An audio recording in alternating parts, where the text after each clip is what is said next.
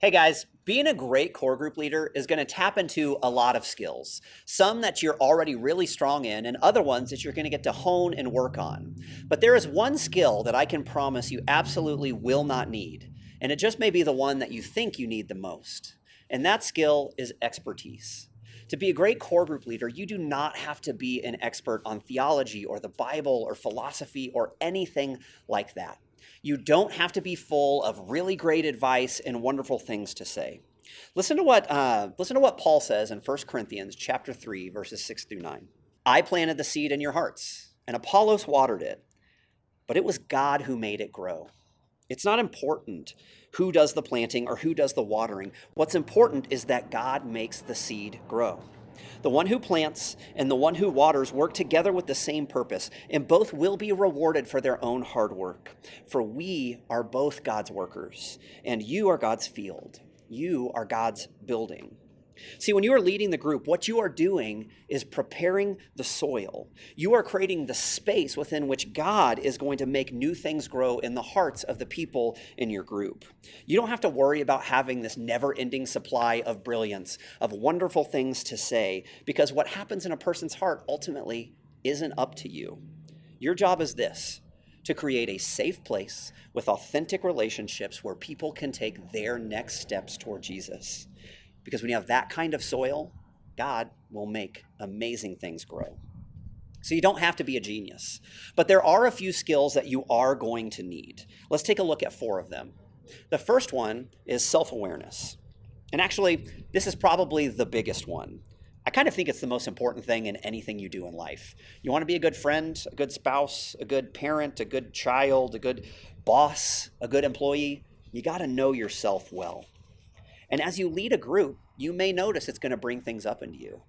For me, I've noticed every time I've ever led a group, the number one thing that came up in me was insecurity. I'd start asking myself, am I any good at this? Do these people actually like me? Does everyone wish that guy over there was the leader? Or I tend to think, I'll bet every other group leader is better at this than me. And the truth is, if I can't pay attention to that, if I can't look at what's going on inside of me, it's going to lead me to make some really harmful leadership choices. It's so important to know what's in there. Here's a couple questions you can ask yourself to fight whatever is going on underneath you and to help you know yourself better as you lead. Ask yourself this question: what am I hoping to get out of leading this group? And as you dig down, you might find a lot of different things. You might find I'm looking for admiration or respect, or I'm doing this out of duty or guilt, or I'm just looking for friends. Whatever it is, it's important to know your answer right now. Why are you leading this group? And to be praying about that. And we always want to be moving towards our answer to that question being to be used by God. I'm leading this group because I want to be used by God in the lives of other people. Here's another question to ask yourself. Ask yourself, how do I feel before the group starts? And then how am I feeling after the group ends? Take a check of your emotions. Before the group starts, maybe you're feeling anxious, or maybe you're feeling excited, or maybe you're feeling something else. When the group ends, perhaps you're feeling exhausted, or maybe you're feeling really energized. These are important things to know. They're going to tell you about your wiring as a person, and it's going to help you to lead your group better. Now, talk to your coach about those things. Talk to other leaders about those things. Even consider talking to your group about those things. The more you do it, the more aware of yourself you're going to be. Here's a second skill you need: preparedness. Don't ever just try to wing it. Don't just wing your meetings, because no matter how good you are at it, eventually your group is going to notice and people will start to drift away. We actually demonstrate to our groups how they can take their preparation and their spiritual life seriously by the way that we do it. And here's a couple small tips that you can use to help people know how prepared you are. Number 1, always be the first one at group. You want to be there so that you can greet every single person as they come in. Make sure that you have a plan for your time and stick to it. Let your group know we're going to spend 30 minutes connecting, and then we're going to read our material, and then we're going to have 20 minutes at the end to do prayer time. And set a timer on your phone. And when it goes off, move to that next time. Always have a plan and always stick to it. And finally, final tip on preparedness is send a reminder to your entire group every week. Let them know you're thinking about group coming up. It will remind them to do the same. Here's your third skill. You have to care about people. This is so important. You may have heard it said before, that people rarely remember what you say, but they always remember how you made them feel. And I have found that to be absolutely true with me. Having genuine empathy and care for people will affect them and your group so much more than having really great wisdom or advice ever will. So, here are a couple ways that you can show people how much you care for them. Pray for them every day. You've heard me say this before. I believe it is the most vital thing that we can do as leaders. You'll need to figure out your own rhythm for it, but here's my preferred way. I have a certain time of the day, and I have my list on my phone, and I pray through every name. And every once in a while, I will send a quick text, usually just a one-sentence text saying, hey, prayed for you this morning. Here's what I prayed for you. Because I want my group to know I am praying for you.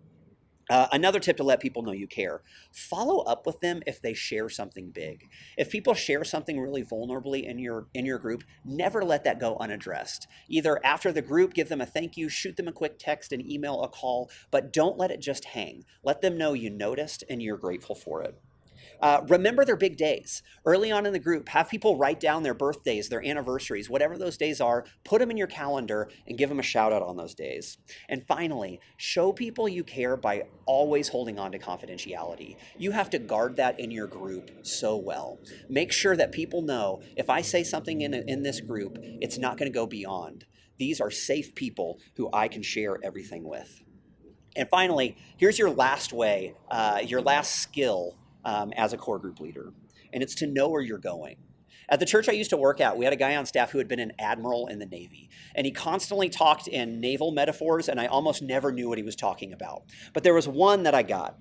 He told me one time that he said, Chris, a boat never leaves the harbor without its destination set. You have to know where you're going before you even get out of the dock. You have to have a vision for your group, and your group needs to be all in on it. Early on, you should have a conversation with the people in your group. What are we hoping to accomplish? What do we want to get out of this group? Have everyone agree on it, write it down, and remember it. Because when everybody has a shared expectation for what we're trying to accomplish, your group has a much higher chance of being really successful in getting there. And here's one final tip. Ask yourself every week, what is the one thing I can do this week to help my people move one step closer to Jesus? Y'all are headed out on a wild ride, and it's going to be full of a lot of challenges and a lot of really amazing highlights. And I can't wait to see what God is going to be doing through all of you. I am so pumped for it. Thank you for your willingness to let God work.